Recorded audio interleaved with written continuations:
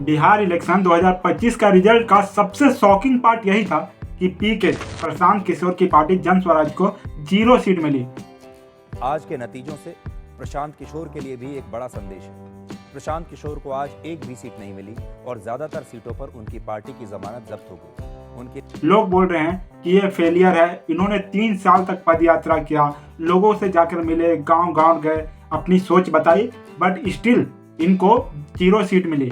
तो आज की वीडियो में हम यही समझेंगे कि पीके को क्यों 0 सीट मिले, जन स्वराज को क्यों 0 सीट मिले और वो कहां पे लैग खा गए।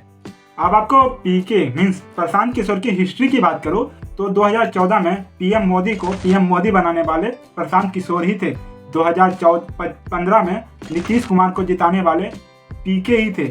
केजरीवाल को दिल्ली में जिताने वाले पीके ही थे। ममता बनर्जी को जिताने वाले पीके ही थे। तो अगर आपको लग रहा है कि कोई नॉर्मल बंदा है, तो नहीं, ये पॉलिटिक्स के वो खिलाड़ी रहे हैं। जब भी उन्होंने बैट उठाया है तो छक्का ही मारा है। इनकी स्ट्रेटेजी और इनके दिमाग से सभी लोग जीते, बट ये जब खुद खड़ा हुए, जब खुद इलेक्शन आए और लोगों को अपना कैंडिडेट खड़ा किया, तो ये खुद क्यों हार गए, आज हम इस वीडियो में यही बात समझने वाले हैं।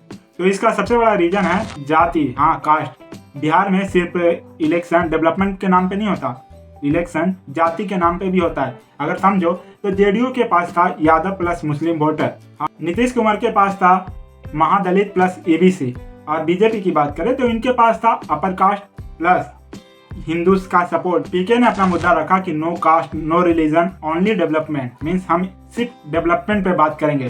बट लोगों ने बोला कि नहीं, हम जाति पे वोट देंगे, हम अपने कास्ट वाले को वोट देंगे। यहीं पे पीके की स्ट्रेटजी फेल हो गई।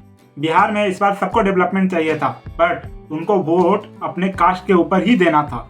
तो यहीं पे पीके को सबसे बड़ा बैकलैश मिला। और दूसरे सबसे बड़ा रीजन कि पीके एक आउटसाइडर की तरह देखे जाते हैं। हाँ, बिहार वालों को लगता है कि ये तो यूएन में जॉब किए हैं, हार्वर्ड में पढ़ाई किए हैं और दिल्ली में रहते हैं, तो उनका टोटली जो परसेप्शन है लोगों को कि ये तो बाहर वाला है, ये हमारी दिक्कत कैसे समझेगा।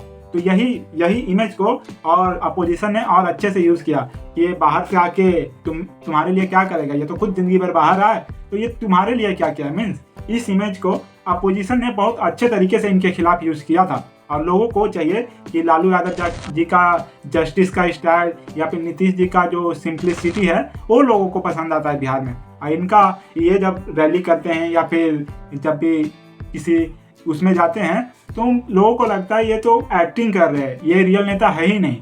और तीसरा और सबसे बड़ा रीजन कि पीके के पास जो वही मैंने लास्ट वीडियो में बताया था कि इनके पास एकदम बेसिक लेवल पे इनके वर्कर नहीं थे, जैसे गांव के सरपंच में या गांव लेवल पे इनके जो लोग थे काम करने के लिए वो कम पड़ गए बूथ लेवल पे। तो यहाँ पे पीके बहुत ज़्यादा मार खा गए कि यहाँ पे उनको लोगों से कनेक्ट नहीं कर पाए। उन्होंने रैली निकाली, यात्रा निकाला, लोगों को इंस्पायर तो कर रहे थे, बट इंस्पिरेशन को वो वोट में कन्वर्ट नहीं कर पाए। पर क्या सच में पीके हार गए? नहीं, मेरे नज़र में तो नहीं हारे। वो ऐसा नेता है जो हार के भी जीत गए।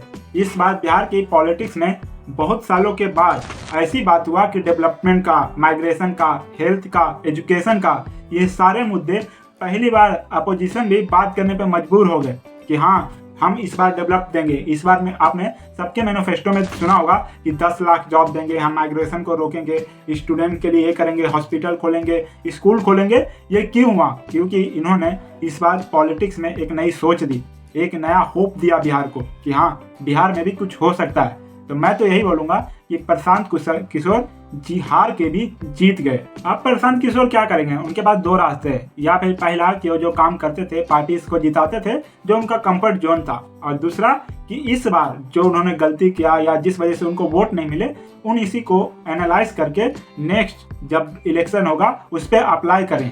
ये है तो उनके पास अभी के लिए प्लान। हाँ दोस्तों, तो पीके ने भले 0 सीट्स लाए, पर उन्होंने लोगों का दिल जीत लिया। इस बार जो रियल मुद्दों पे पॉलिटिक्स कैसे खेला जाता है, ये लोगों को बताया कि इन मुद्दों पे पॉलिटिक्स होना चाहिए, ना कि कास्ट और रिलीजन के ऊपर। पीके ने एकदम सही मुद्दा रखा। आपको क्या लगता है कि प्रशांत किशोर को वापस अपने वही काम पे लौट जाना चाहिए जो पहले करते थे, लोगों को जिताने वाला, या फिर इसमें पॉलिटिक्स में रह के फिर से ट्राई करना चाहिए? आपको क्या लगता है वो क्या करेंगे? अगर आपको वीडियो अच्छी लगी तो चैनल को सब्सक्राइब कर दो। And thank you for watching this video and मजे करो।